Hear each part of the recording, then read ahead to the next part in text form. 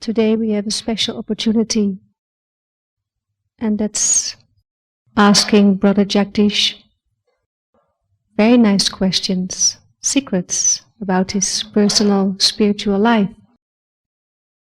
So, Brother Jagdesh, hello. Welcome, and nice Thank to you. see you again. It's on behalf of everyone I'm asking you these questions, but it's also my personal interest. So, we all came to know you as a very balanced personality. On one hand, you're very serious, but you have a lot of humor, good sense of humor. But you have very good jokes. You're very humorous too. You are able to go into the depth of things, but you're also very light. And then you are mature, you're very experienced in life, but you're also innocent like a child. I think you know more than me. Well, this is the proof of what I said. Thank you for the compliments. Okay. So today I know myself more than I did earlier. Okay. So there's one balance I like to ask you about a little bit more.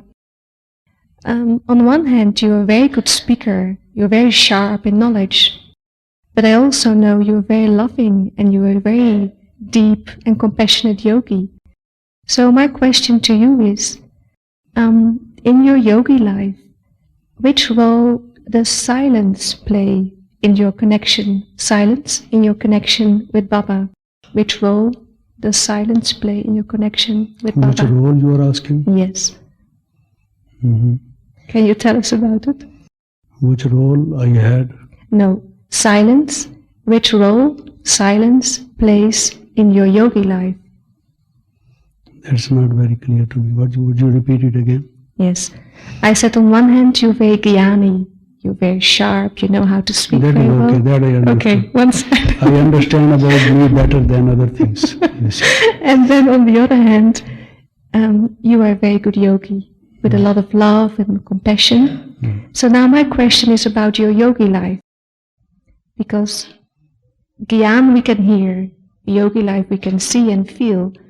So silence plays an important role in your yogi life. So I like to ask you to tell us a little bit about the experience of silence you are having in meditation.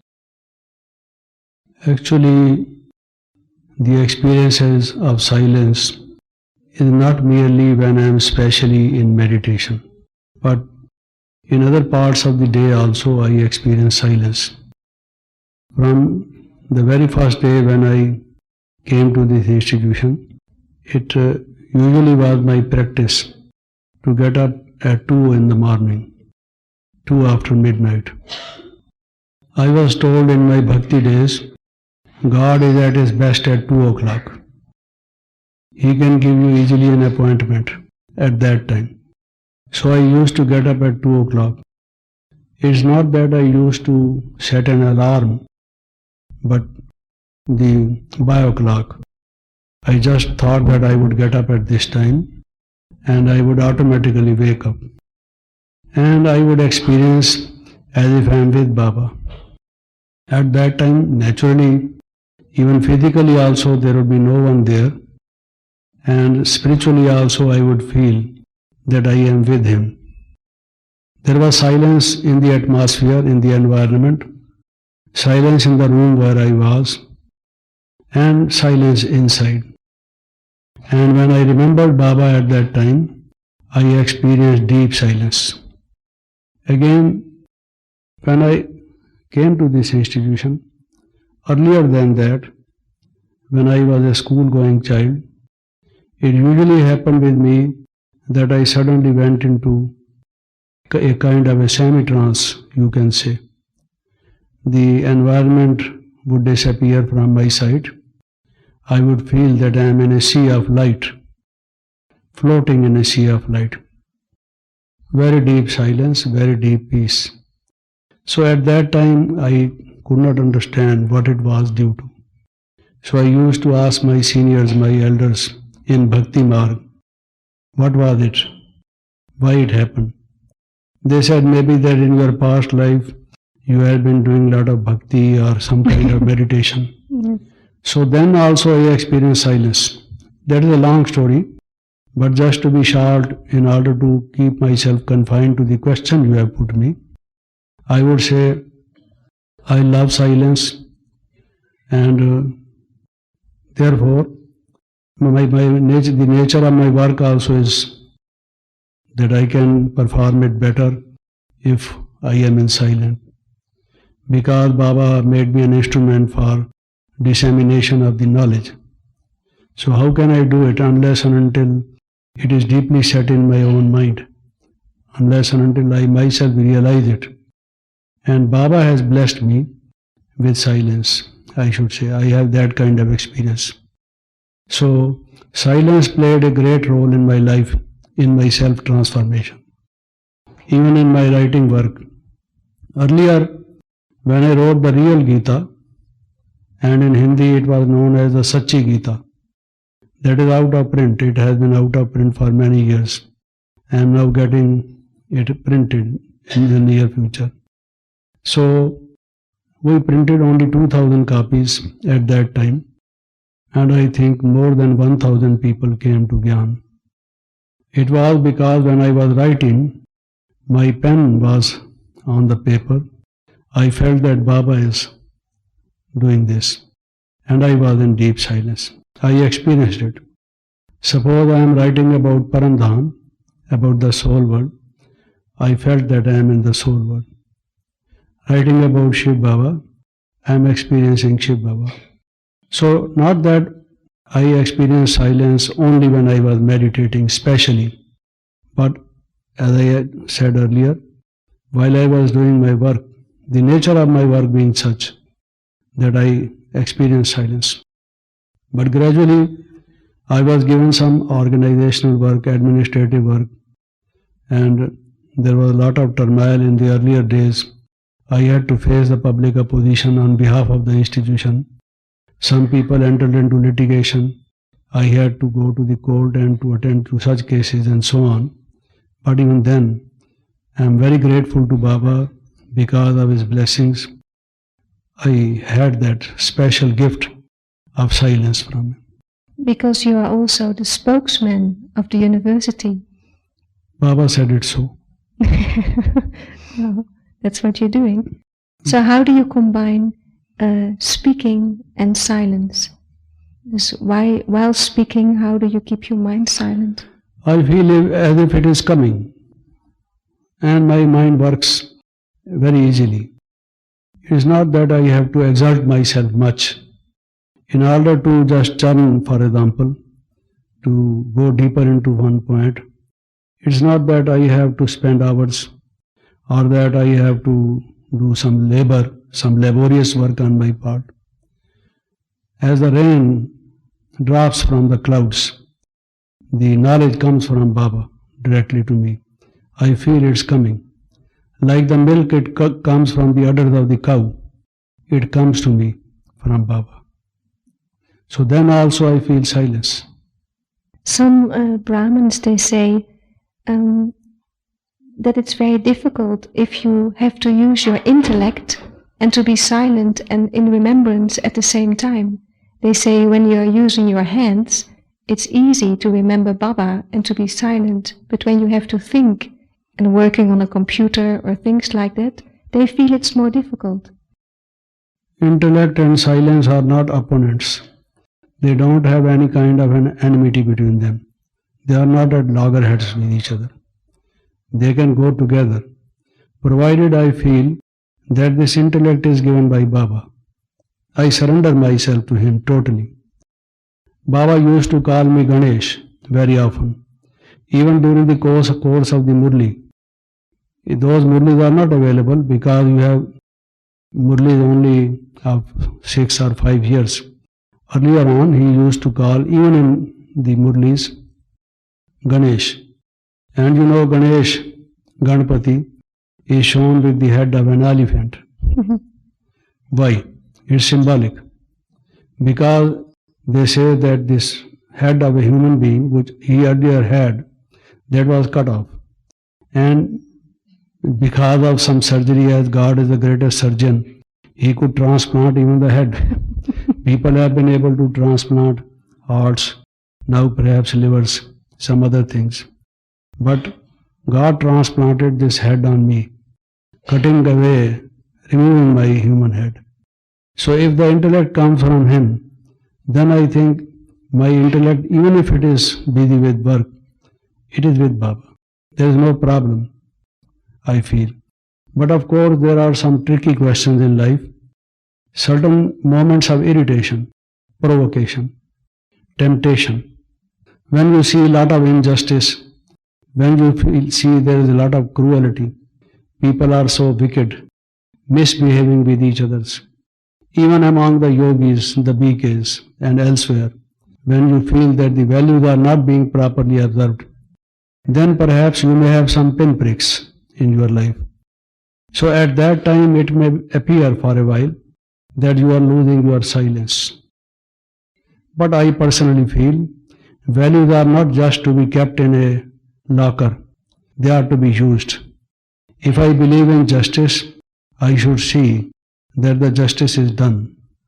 Not merely I have to speak and lecture on justice or to write about justice, but as a human being, as a BK, as a humble yogi, if I can make some effort to get somebody some justice, to wipe the tears from the face of someone who has been tortured, whom justice has not been done, if I do that, I feel more happy. So on such moments when I feel that the values have been neglected, overthrown, rode roughshod on it by people, then of course I sometimes, maybe for a little while, be losing my silence, inner silence. Outwardly I have to keep in silence because I am an instrument, I am doing Baba's service. Maybe that people feel that inwardly I have that kind of a wave in my mind. But from reading history extensively and intensively, I know how cruel a man has been to other men. And therefore I feel if those things continue even today, when God has come and is giving us such a beautiful knowledge, then I think I am called upon to do my duty, not just to sit tight in my seat and doing nothing. Witness consciousness does not mean that I should, silence does not mean that I am not to speak. When you just know the story of Mahabharata, you know when Draupadi, she was being bared, her sari was being taken away from her, and the acharyas, Dronacharya, Bhisham Pitama, the great warriors, those who were considered to be great leaders, very near the throne, they kept silent. Other hours of the time, they were giving instructions to people that they should have courage, this and all that. But when this was practically happening, they kept silent. So I feel they did very wrong. It is a story, symbolical. And I think I should not repeat the same thing. If this thing happens, I should jump into the fray and do something, if I can do it.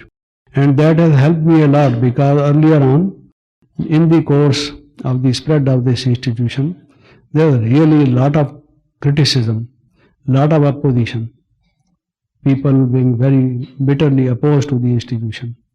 And I had to face them because at that time there were only 5 or 6 brothers, dedicated brothers in this institution when I came.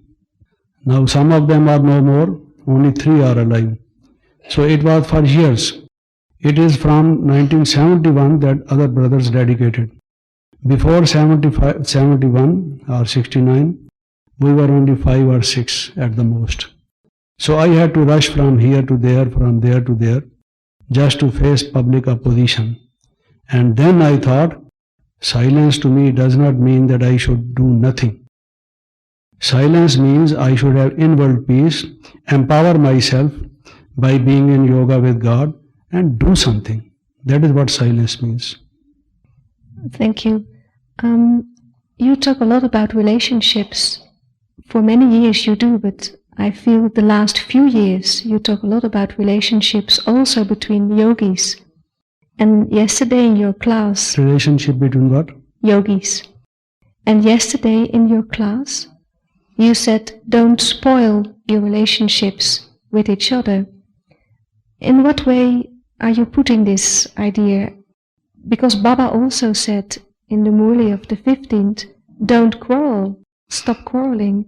So here we are in this spiritual gathering and we are still quarreling and we are still having negative feelings for one another. What is the future of this? I think what I mean is that we should observe some grace. There should be some royalty in our manners. We should be dignified in our behavior. We should respect every human individual. Even if somebody is misbehaving with me, insulting me, criticizing me. So when I say that I should not spoil my relations with him, now here is a breaking point. Here the relationship can break. But I feel if I talk to that person in a loving tone and observe my balance of mind, don't lose my temper, and I consider the dignity of that person, he has the freedom to differ from me, and it is up to him how he behaves. So then, if not now, that person will realize later that I have not been bad to him, that I have been nice to that person. So that relationship will not have some kind of a breach, some kind of a gulf. That relationship can be easily restored. And even on other times, suppose I am staying with somebody, working together with some other people, then when I say that I should not spoil my relationships, maybe some people because of certain reasons have tension in their life. They shout, they talk very loudly.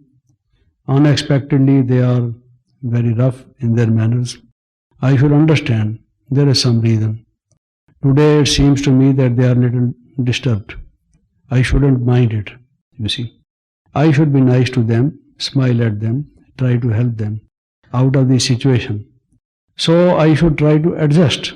That's what I mean to say. That is what to me means not spoiling the relationship. Are you always able to do that? Pardon? Are you yourself always able to do that? Not always, I would say, otherwise I would go to Paramdham by now. But you know, I am here on the stage in Gyan Sarovar to an extent, to a great extent, I should say. I am surrounded on all sides by people who are very strange, very rough, not to my liking. I am in the thick of the battle, I tell you.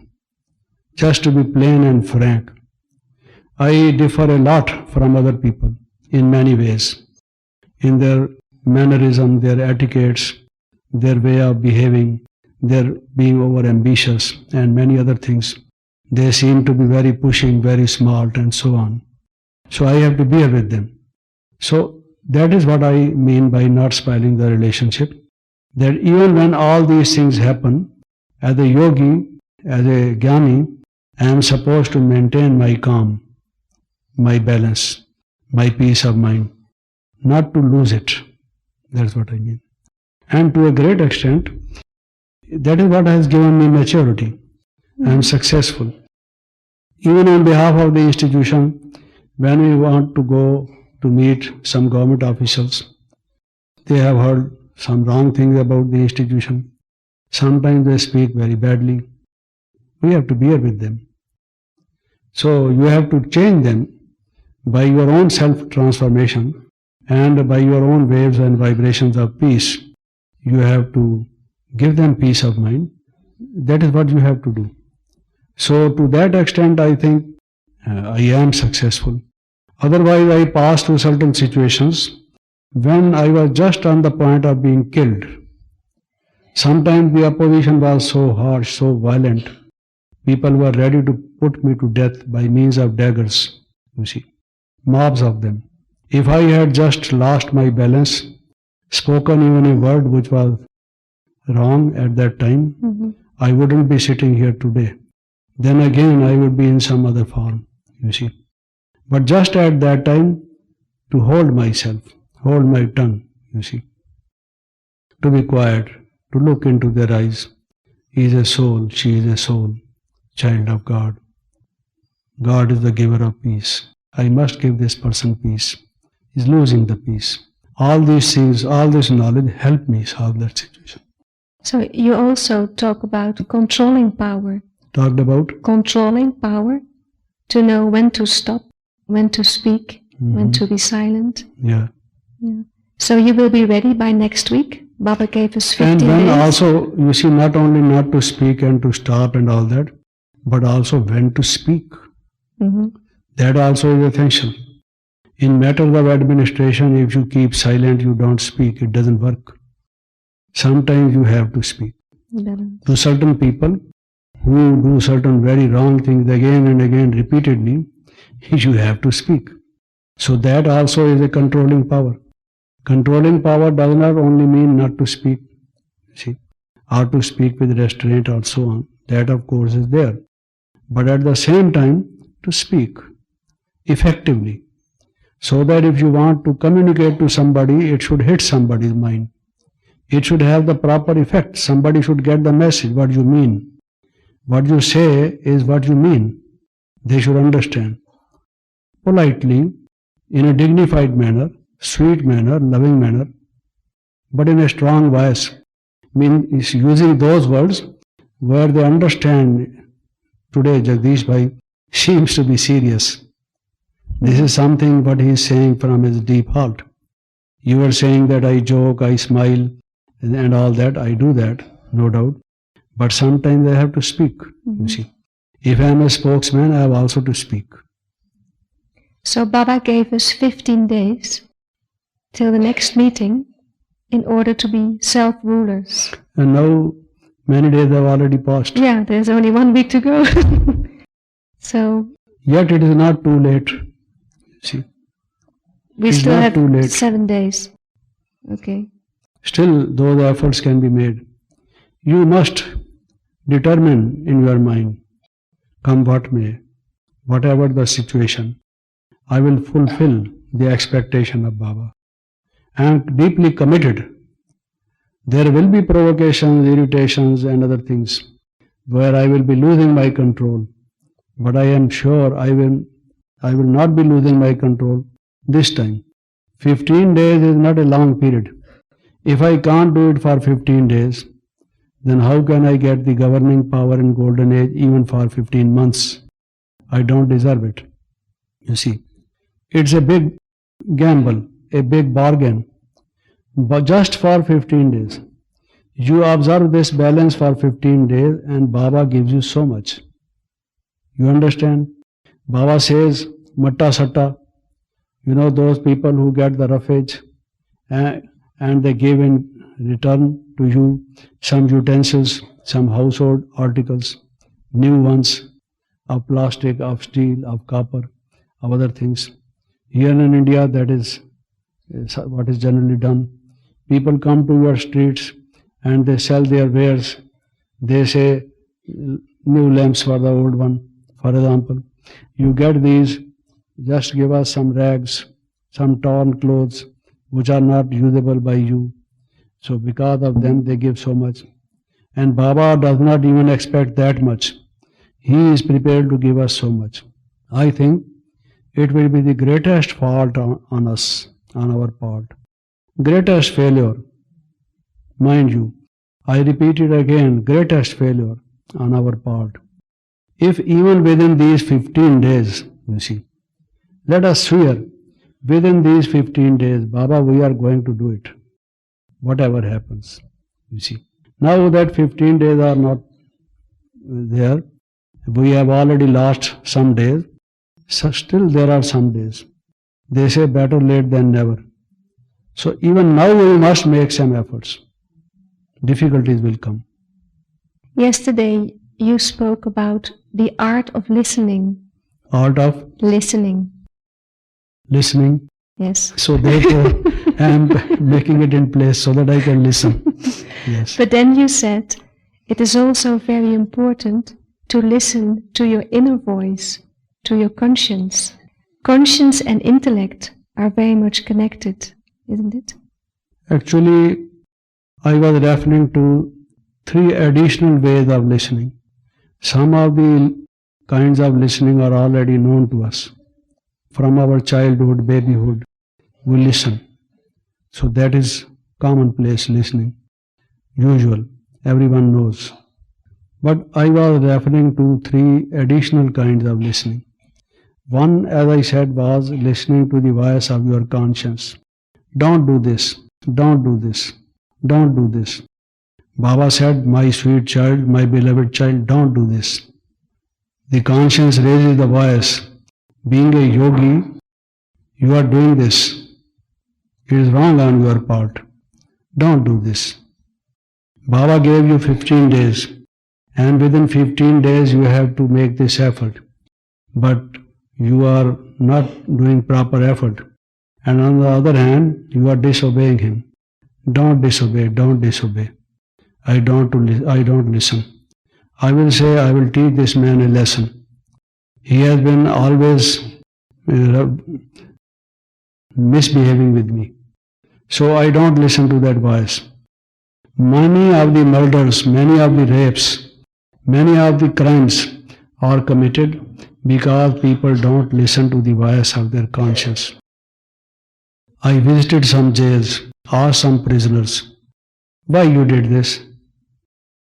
Didn't you have a voice in you that you should not do this? They said, definitely we had. It was a strong voice, but we felt at that time a very strong urge, stronger than even the voice.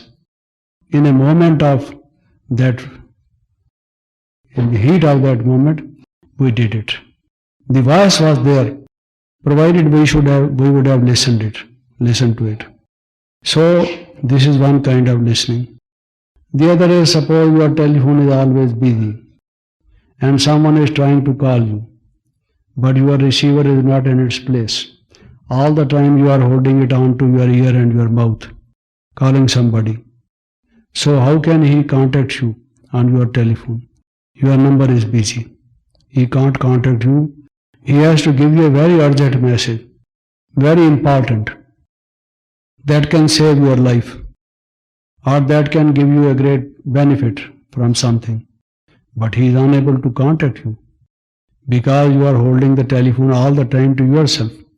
So one of the principles of telephoning is, even if you have to call somewhere and it is an urgent call you have to make, at least for a few seconds, maybe a part of a minute, you put back the receiver, so that if someone is calling you, he should also be able to call you. Or at least we should have two telephones, one for outgoing, the other for incoming calls. If you just have one telephone and you go on using it for a long time, just talking, reading the whole murli on telephone, you see. So how can the other one contact you? This is actually the case with us. All the time we are thinking of human beings, of the work which we have to do, the problems we are faced with. We never put off the receiver. Never are we free in our mind, so that if Baba wants to speak to us, he can speak to us. So we are not listening to Baba. We are listening to human beings, not to Baba. So listening to conscience is one thing. Listening to Baba is another thing. Just after your morning meditation, just for say, if you don't have more time, even for 10 or 15 minutes, be yourself, alone. Don't even meditate in that formal way.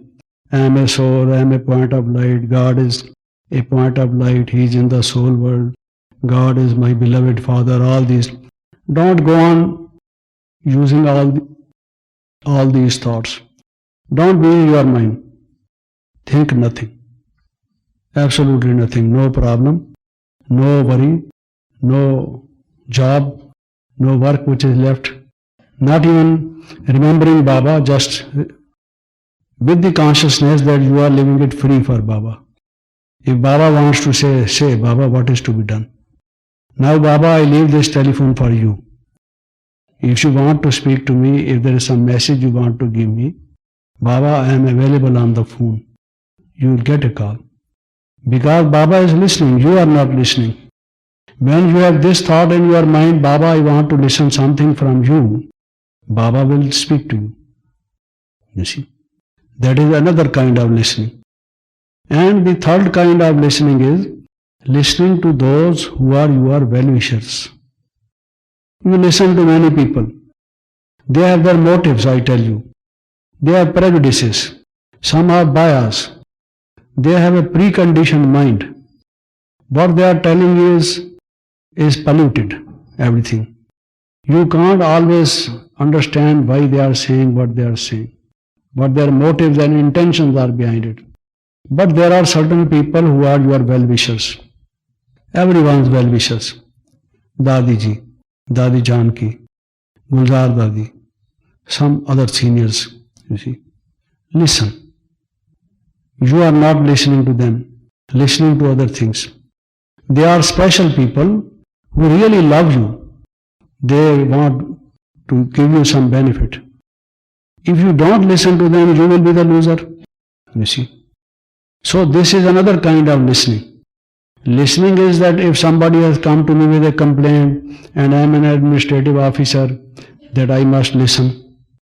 I am a company manager, some foreman comes to me and tells me his problem, I should listen.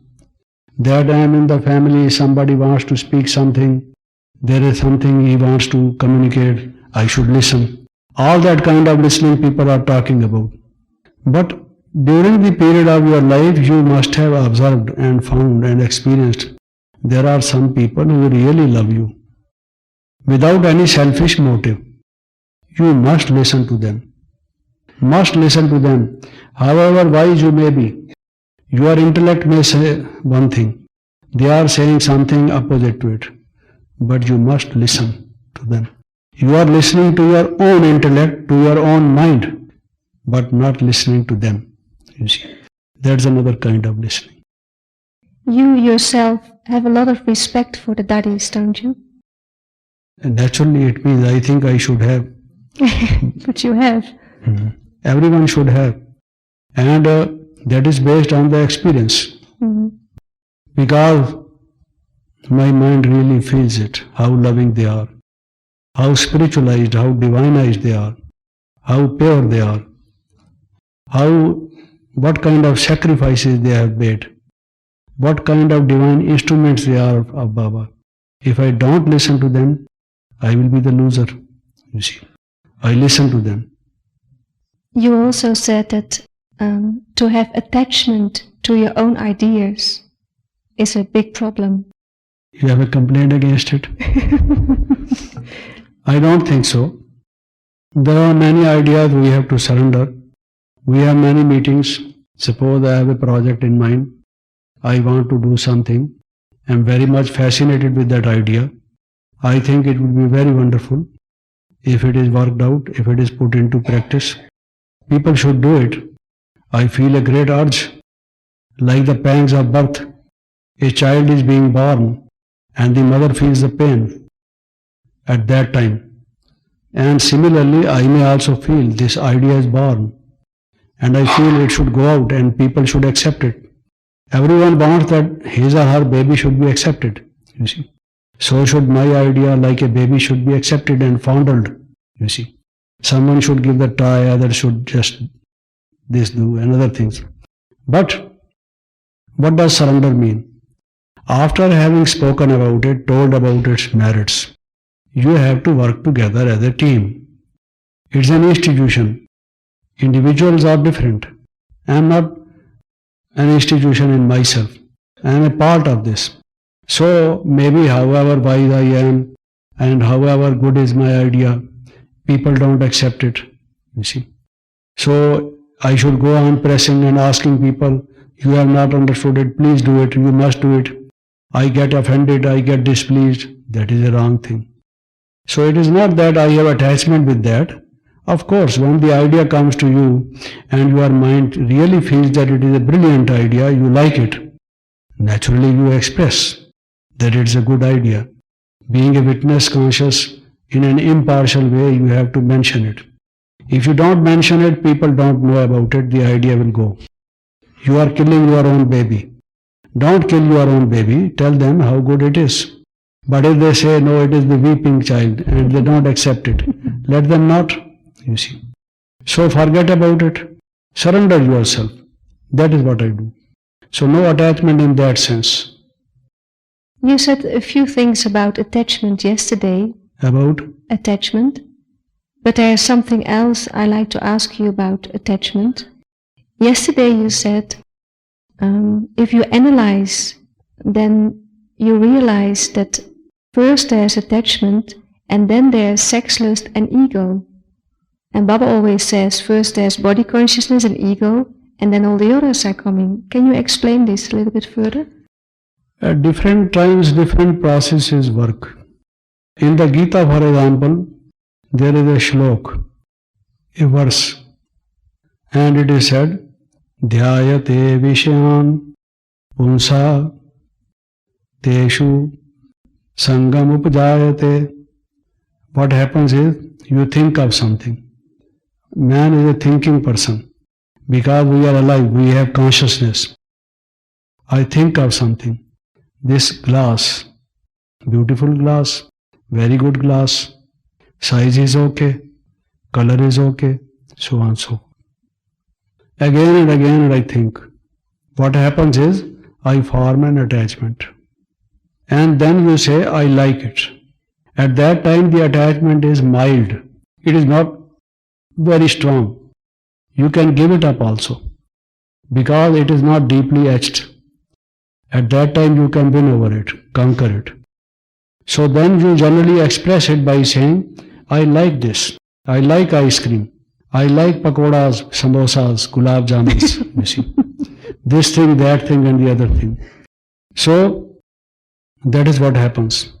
Then, so he says, Dhyayate Vishyan Punsa Teshu Sangopajayate Sangat Bhavati Kama Kamat Krodha Vijayate.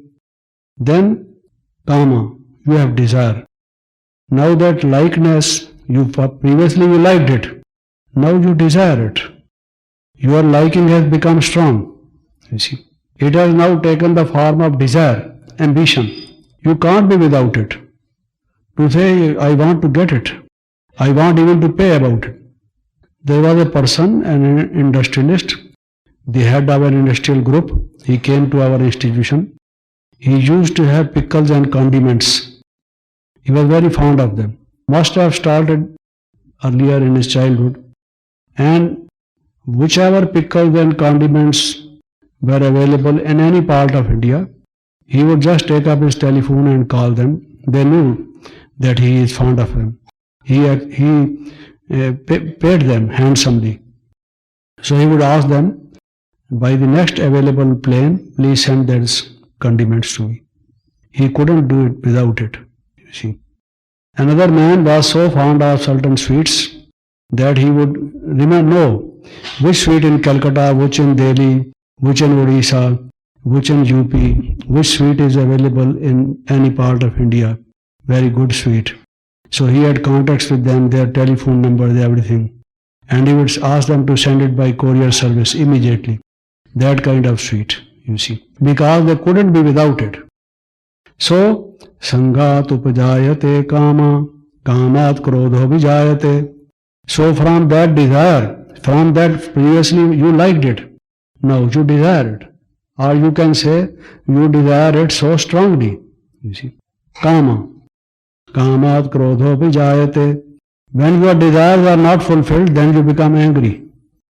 When the child asks for a toy, on this my birthday, give me a motorcycle. Daddy, you are listening? If you don't give me motorcycle, I won't talk to you. I won't come back to this house. So he wants that motorcycle. And if the motorcycle is not brought on that very day, even if it is late by one day for certain reasons, he gets angry. So kamat krodho vijayate. So when there is anger, from anger is desire, from desire is born anger. You see. Then what happens? Krodhat bhavati sammoha. Then from anger, Your mind is blurred. Your intellect does not work. You just see an angry man. His face is changed. His muscles get tough. The voice is changed. And the words he uses and the balance he loses. He is like a semi-mad person. A man in crodh, anger, So his wits are lost. His intellect is lost. Krodhat bhavati sammoha. Then mohat buddhi bhransha. From that, he absolutely, his intellect is derailed. He is not able to think, judge, decide properly. And from that it says, he meets the destruction. He loses everything. If the intellect is lost, everything is lost. Therefore Baba says, Vinasha kale viparita buddhi. You see, the destruction takes place when the intellect of the human beings is lost. And the human beings have lost their intellect. They are spending trillions of dollars on weapons when there are billions of poor people in this world. You could totally wipe out the poverty from the face of the earth if you spend that much money on eradication of poverty. But just see their intellect having gone wrong, they are spending on weapons. Whereas in the Asian countries, people don't go for education. They have no schools, no school books, no blackboards, no chalk, no teacher, no chair. You see. And they are spending on destruction. So their intellect is lost. And the best brains, the scientists, making so many inventions, knowing fundamental physics, atomic physics and so on, they all, the NASA and other people, they all, the good scientists, the good brains, they are using for the nuclear weapons, for weapons of destruction. And then the youth who could till the land, so much crops could be made, and many people could be fed, hunger would be removed, there would be no starvation, no malnutrition. But the youth are being in the military, you see, just sitting so that whenever there is war, they are ready with their gun and so on. So their intellect having gone wrong, everything is gone wrong. So of course it is correct, certain things, attachment. But in other cases, other things may happen. So attachment is the first, as I explained to you. That is the genesis of the trouble. But attachment is caused by just remembering, being with people again and again. I live with somebody for a number of years. I love that person. I live in a particular room. I sit in a particular bed, use a particular sofa. I develop attachment. Attachment is a root trouble, no doubt. But the attachment also comes from this. So therefore Baba says, don't be attached to one center, to one person. Just keep on moving, changing, shifting. You see. And in particular, how does sex lust develop itself after attachment? Sex lust is born out of attachment? Yeah, that's what you said yesterday. Yeah. Because actually a human mind, every human mind, has got certain images. It wants to match those images with people whom he comes in contact with. So a person may be having a feeling of sex lust even with the ugliest person. You see, this man is loving that lady for sex, he is trying, and that lady is the ugliest one. You see, has absolutely no beauty. Her nose is like the hoof of a horse. You see, her ears are like the ears of a elephant, and so on and so forth. But you can't understand why this person is after this lady. You see, opposite gender, they love. Why it happens? Man becomes blind. Every evil, every vice makes us blind. We can't see. We can't see. Later on, when we see that the result has been very bad, adverse for us, then only we see. But then it is too late. At that time, people advise him not to do this. We can get you a beautiful girl if you want to marry. In our own society, we have people who are highly educated, intellectual. good looking, but no, I want to marry this girl. You see, because last is intellect again. So what I was saying was this kind of thing. There are images in our mind, we want to match with them. So maybe from the previous life this person has been carrying some images of some people with whom they have some kind of a resemblance. They were attached to those persons, and having that attachment with them, having been there in their mind for a long time, that is now emerging and taking this direction. So that again is attachment, you see, because it is attachment to the body. They don't understand how the body is full of rubbish, full of trillions and trillions of germs, you see. It is just a plastic bag full of the garbage, you see. The worst it can be. Only it looks good from the outside, but inside if you peep, you can't smell. You will close your eyes, you will close your nose, and if you see, they say, Madam, Madam, my beloved, you are as beautiful as the moon. They used to say, but now they know that moon is not beautiful. So if they use the microscope to enlarge the face of the human being, they know, you see, about the condition of their face, how ugly, how bad. So if it is not attachment, what it is? You see. That is what I say. Jagdesh Bhai, are you Nashtamoha, the complete destroyer of attachment? If I? Why you laugh? I am funny.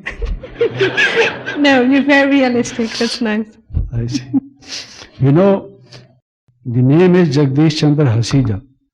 Hasija means one who goes on laughing. The word Hasija, if translated into English, means one who goes on laughing. So I have to, because my name is such. But why you laugh? I can't understand. Okay. My question was, if you are Nashtamoha, the complete destroyer of attachment yourself already. If I have to? If you are the complete destroyer of attachment yourself already. That you earlier also asked a question like that, you see. And I told you I would have been long ago in Paramdham if that had been there. I have very little attachment. Maybe very, very, very, very, very, very little. But don't think when you meet me next time, if I say, sister, I love you, brother, I love you, and you will say, Jagdesh Bhai is saying something wrong. The other day he said from the stage, that he does not like anybody, and today he is saying he really loves you. I love you. I really love you, deeply love you, because you are Baba's beloved children. Baba loves you. I love Baba, and I love you. But you as a soul, not as a body. So my attachment is not for the body, nor even for the soul. But I have all the best wishes for you, and that natural love is there, because I have no selfishness. I am not in race with you, not your competitor, not rival. I have no jealousy with you. So I love you. From that point of view, I love you. But otherwise, at the end of this iron age, this world is so rotten, so degenerated, so much polluted, you see. I don't like it at all. Whether it be human bodies or it may be human nature, it is at the tail end of it, you see. Gone very, very wrong, very, very bad. That is why it takes so many years to transform ourselves. I came to this institution in 1952, and now it is 1999. How many years I have been, you see. So, getting transformed. That means there has been so much rubbish in me. It is taking me time to wash me off, clean up all those things. So also with all the people. So when I look at from that point of view, then I feel that everyone has got a load of karmic account on his head. many negative things on the person, carrying on the chest. So from that point of view, I tell you, there is no attraction, I tell you. I don't have any attraction towards anybody. I don't know. People want even to shake hands. I tell you, I don't even want to shake hands. They want to hug each other. I don't want to hug anybody. They kiss each other. The question does not arise. You see, that is out of question for me, because they just just pass on the germs. Their germs to me. And when they just shake hands with me, I don't know whether they have come from the toilets or what they have been. You see, many people have very wrong kinds of habits. So my first effort is, when I meet somebody, I say Om Shanti. You see, so that I have not to do like this. But what can I do? If somebody has already spread it, then I have to give my hand to him. But then I have to go to my toilets and wash my hands, you see, to be clean of it, you see. Because this is the end of iron age. In the golden age, every human being had a pure body. Pure body. The soul was pure, the body was pure. That I love. Lot of difference between that body and this body. This is in its utter stage of degeneration. I have not come across with anyone as yet who is healthy, perfectly healthy, completely healthy. No. If someone claims that I have perfect health, I don't feel. Either he has blood pressure, or he has sugar, or he has this problem, that problem, or the other problem. Everyone is suffering. It can't be. Without it, in the end of iron age, this is what the fate is. Diseased persons, you see. So how can I feel attraction? How can I have attachment with anybody? No. When you know it, you see. You also have a lot of problems with your own body last few years. Yeah. So? Sorry. Anybody wants to share those problems? But I don't want to be problem to anyone. My problems are with me. Baba is solving them. I am capable of solving them. Actually, it is not a problem to me. It's something foreseen. I tell you, I knew it number of years ago. When this thing will happen? What will be the last phase of my life? When? How much period it will be? How the end will come? So everything is working according to those calculations, that understanding. So it is not a surprise to me, and nor is a problem for me, because I was ready for it. I had been telling sisters and brothers that time is coming. Let me free. Now I no longer want to attend many conferences, this and that. Give me some time. I have to do certain other things. Because I know, and even otherwise I thought, a person in this iron age should not live for more than 70 years. Maximum 75 years. Because after that, he becomes dependent on others. Someone has to take care of him. And the intellect does not work properly. The body does not work efficiently. That much energy is not left, you see. He becomes problems for others. So even otherwise also I had a thought, I don't want to live much longer than that, you see. People have been laughing at me. They would say, why you think like that? But in my case, everything has been happening according to my understanding, as I understood it since long. I have already been making preparations for it, and I am therefore ready. When Baba says that I should be ever ready, I am ever ready. If just here at this moment, at this stage, Baba wants to call me and send me somewhere else in new form of body, I don't mind it. I have no ambition. He has given me so much time for transforming myself. If I have not been able to do, it is my fault. I think He has been so graceful to me, so kind to me, so loving to me. He has guided me, done much favor to me. I was absolutely nothing, zero actually. And He has done everything for me. If still I demand something from Him, I think it is shame for me. He has given me so much, and I have no words to express my gratefulness towards Him. So I am ready, because I know what will happen, when it will happen, how the things will happen. I generally understood it in the case of others also sometime. But in my own particular case, I knew it beforehand with Baba's grace what is going to happen. And when that time came, it came, you see. So it is not that I am surprised or something happened unexpectedly, suddenly, no. It is as per the plan of drama. Baba gave it to me by touching, by some kind of premonition. Somehow or the other it was revealed to me. And even if somebody confirms it or not, I know very clearly what is going to happen and when. So there's no problem. You don't call it problem. It's not problem. What is your age? It's 70. 70. You just are trying to find out how many years, maybe 1 year or 2 years. She wants to make a horoscope. Okay. Enough. All through my life I have been busy. I have not wasted any time. All the time I have been devoting to Baba's service. So I have done to the best of my capacity, you see. And not been bad to other people, trying to help them, to guide them, to do little service for them, you see. Not doing many wrong things for me, so that I have not much repentance in me. So it is okay, I am fulfilled. He has given me so much, blessed me so much. So I don't feel that there is something which is still wanted. Baba gave me another few years to live, you see. Prolong my life. People may say you may have long life and so on. Let them say.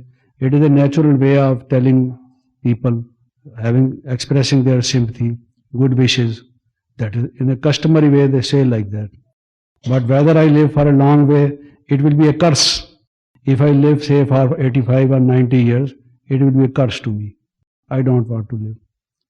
If my teeth don't work properly, eyes don't work properly, ears don't work properly, stomach does not work properly. It's not that everything is not working properly, don't feel that. But if it happens, it's better that I go before that, you see. Why not? Why should I be attached to my body? Now even about the ears, it came suddenly. Someone was firing the crackers, you see, in the street where the center is. And they used an item which is a banned item. There was a big blast. I was passing that. So the blast affected my ears. So Baba says, don't hear, you see. Don't hear. He wants me to be in more silence, you see. It is for my benefit. That's all. And else, otherwise, whenever there is need, there are scientific things, I can use it. That's all. Maybe that I was listening too much to other people and he says stop. I stop. Okay. You see. Thank you, brother. Thank you so much. And I think on behalf of everyone, I like to say we love you.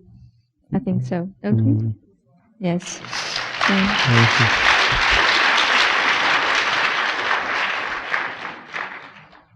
So I may have said certain things to you which may not be to your liking, or which you might think they are perhaps this, that, or not that quality. Forget about it and excuse me, pardon me please. In my own way, I have tried to express whatever I feel, frankly, plainly, clearly. Very honest, very Thank nice. You like 5 minutes questions, maybe? Okay. The question is, can you describe the process of self-forgiveness? And secondly, how to trigger the emotion of love for God? सतयुग में process of forgiveness Self-forgiveness. Self forgiveness सतयुग अपने में आप को क्षमा करने की तरीका क्या है सतयुग में सेल्फ नहीं फॉरगिवनेस अभी ना I think there are certain questions, they need to be corrected. It is not that every question is to be answered. Maybe certain questions are not properly framed, or there is something which needs to be added or amended. Now, what exactly do we mean by self-forgiveness?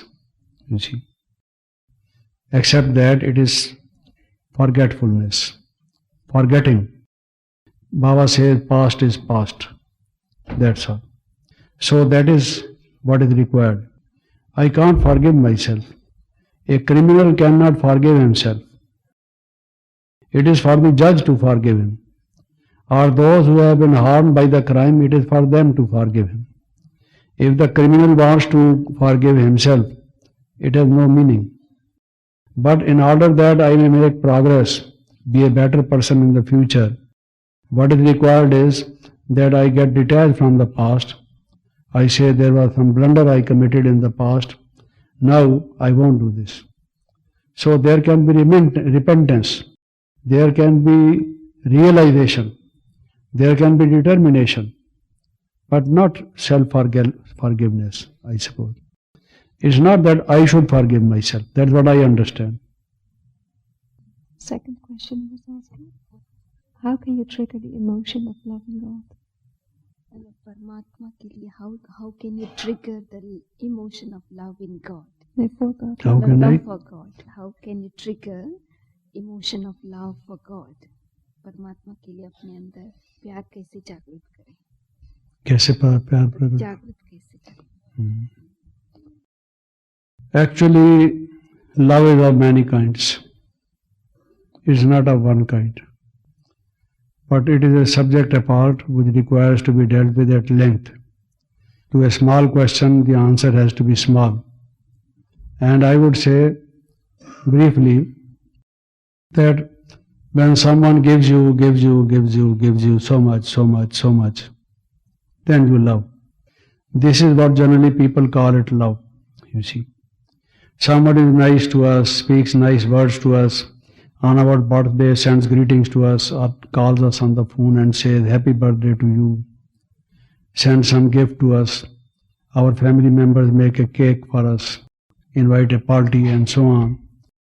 So giving love, expressing their love, expressing their concern for our well-being, and giving us gifts and so many other things, then you love them. This is worldly kind of love, only one kind of love. It will stay only as long as they give you.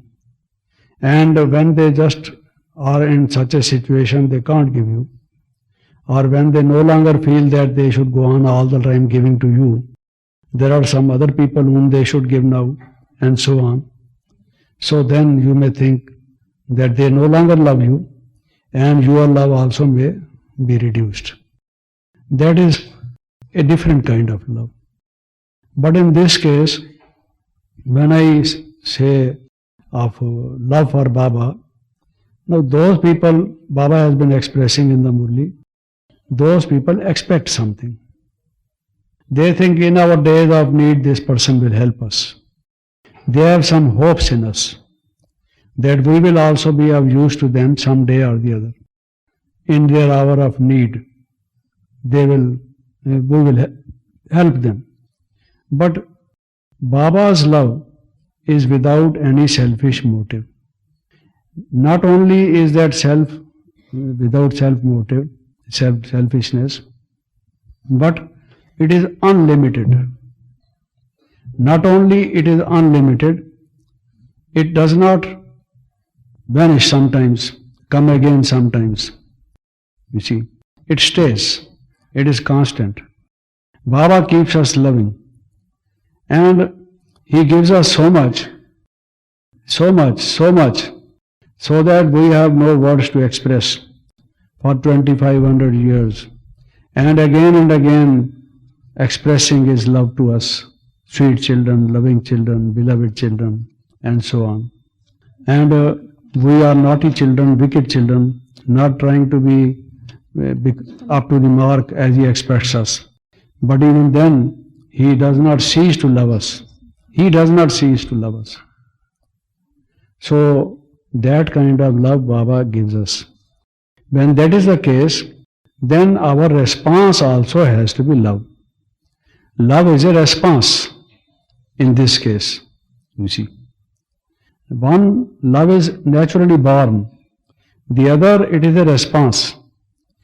Now some people love something because they love it. Someone asks you, why you love the rose? He said, because I love it. You see. There is no reason, no logic, no philosophy behind it. I love the rose because I love it. So you have natural love for some, and then you love some others as a response. Now, you love Baba in the response to his being so kind, gracious and loving to you. This is one thing. Secondly, if you just, therefore I said it is a big subject.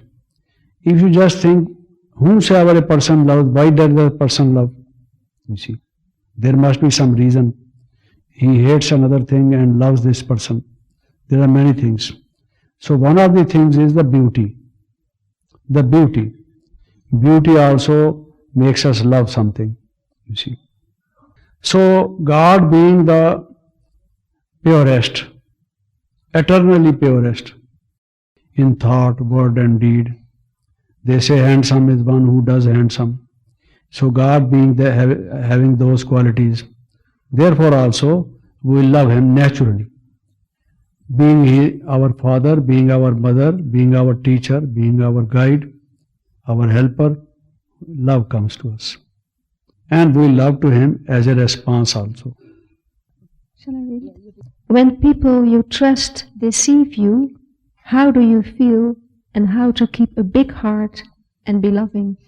When people, when people you trust deceive you, how do you feel? How to keep a big heart and keep loving them? I think the first requirement is that you should be prepared for it. Because the world is such, as I already told you. It should not be a surprise to you. Sometimes we are shocked. There is no reason for being shocked. This is something which will happen. That is why it is called the end of Iron Age. You see, don't feel shocked. So, when the first is the preparation. This is what makes you immune towards their treatment. When they treat you like this. And the second thing is, the karma philosophy enables us to respond in a loveful way, because we know that they are not our leaders. We are not to follow them.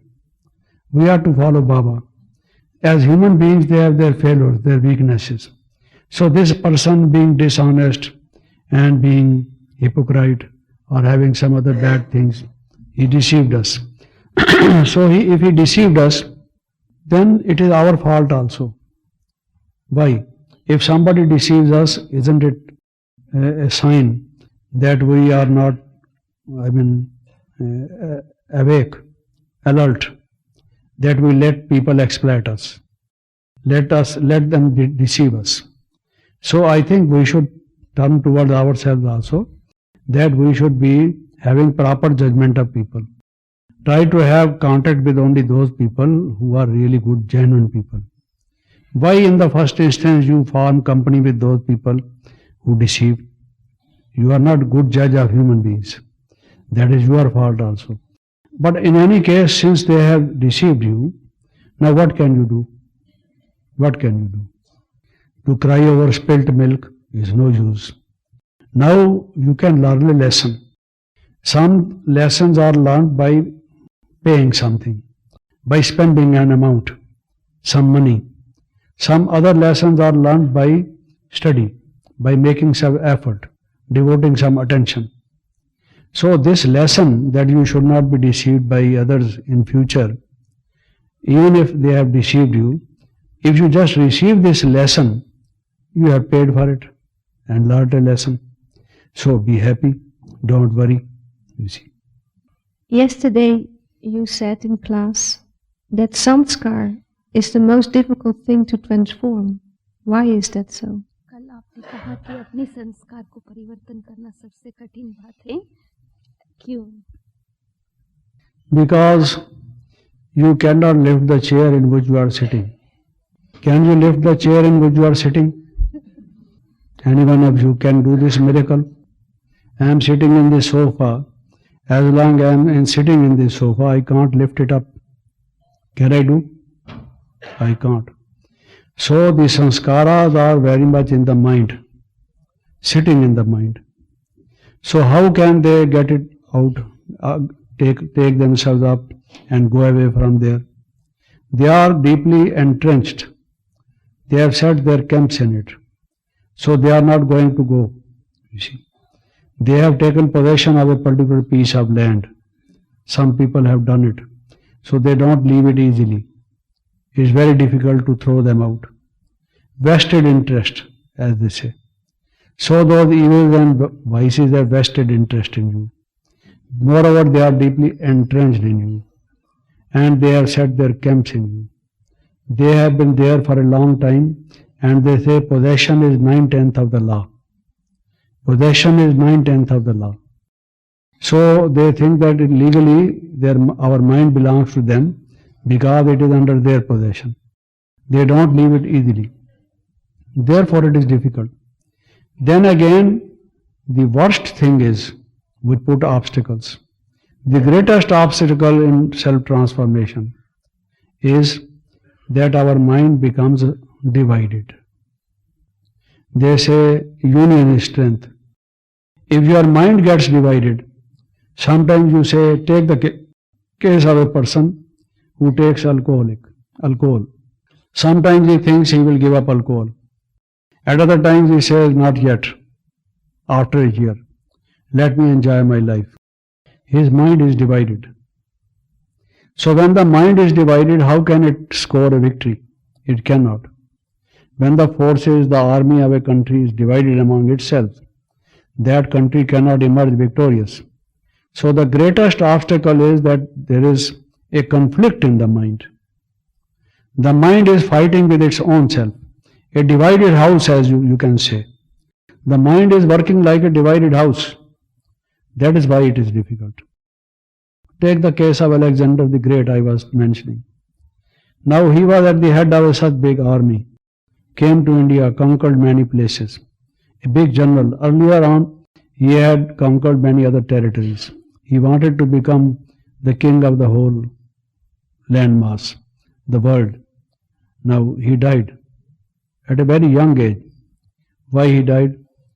Because he was addicted very badly to alcohol. His doctors, his relatives had been warning him, don't take it so much. He could not control it. He could control the big army. He could control other things, you see. A great leader, a commander.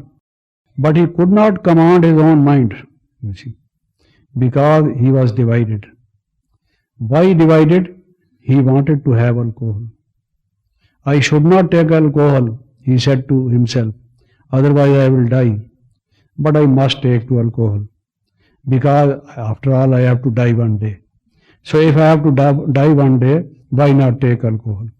Let me take it much more, because otherwise also I am to die. So when his mind is fighting with its own self, how can there be victory? That is the problem. In your class yesterday, you said that one of the things you have to pay attention to is not being ambitious, because when somebody is over-ambitious, it will lead to conflict. Now the question is, how should we transform a feeling of ambition? How should? We transform a feeling of ambition. Ambition. No, how should we be? How should we transform the feeling of ambition? Yeah. I said even if you have ambition, at least don't be over ambitious, you see. I also added this. Now, actually in psychology, there is a process called sublimation or transformation. You have to sublimate your instincts, certain wrong tendencies in you. So you have to sublimate this ambition. The ambition is there. Now you should use this ambition for opening centers, for sending this message to so many people, for being a great instrument of service. So you better transform your ambition in this way. You are an artist. Earlier you wanted to do some paintings and just hold your exhibitions and earn a name and fame. That was the ambition of your life. One day I will become like Picasso or this or the other person, you know. But now, when you have to give up this, I will become Baba's artist. This is the greatest. I don't want to become like Michelangelo, you see. I want to become Baba's artist. This art should give Baba's message, you see. It should do service. Have that kind of ambition. So ambition is to be used for a nobler cause. a better purpose, a higher aim. Earlier the aim was just short-lived, name and fame for a few years in life. It will take many years to do so many paintings, then to put up so many exhibitions. Maybe then the people become aware of it, they like it. And then perhaps at the end, towards the close of your life, they may think that you are a good artist. Many good artists were not recognized during their lifetime. It was after they passed away, you see. So even if you have ambition to become a world famous artist, possible or not possible, you don't know. It is therefore better to use it for service of the humankind, for a better cause, you see. Take for example poverty eradication of drug addiction. If you can, by means of the medium of art, give this message to people so that people get transformed, just having a look at the painting you did, and the newspapers accept it, the periodicals use it, TV people show it, it's so hitting, you see, then you have done really something great, you see. So sublimation is the way. Last question. Do you have any advice for those souls who came late in Gyan? Because this person says, you have been given the fortune to transform yourself for many years. What can you advise those who are young in Gyan to transform themselves over a short period, especially since the Iron Age is almost over? This again requires to be dealt with at great length, because this is a question of many people. They feel about it, that they came late in Gyan. Baba was not playing role in Sakar at that time. They could not see him. They just listened to his biography. And they missed so many important world events, which later all the people will come to know. So they missed so much. They feel like that. But as I told you, it again needs to be dwelt at length. But one thing I am to say, to be brief, is now whatever time is left, don't waste a single minute. Don't waste a single minute, because it is precious. Those who came number of years ago, many of them, not all of them, many of them wasted their time. They were slack in their effort, thinking that there is still much time left. But if you have heightened awareness that the time left is very short, and you don't lose even a single moment in negative things and just in idleness, in laziness, you just use it for service, for meditation, for studying, and so on, then I think you will not be late. Baba says you will not be late.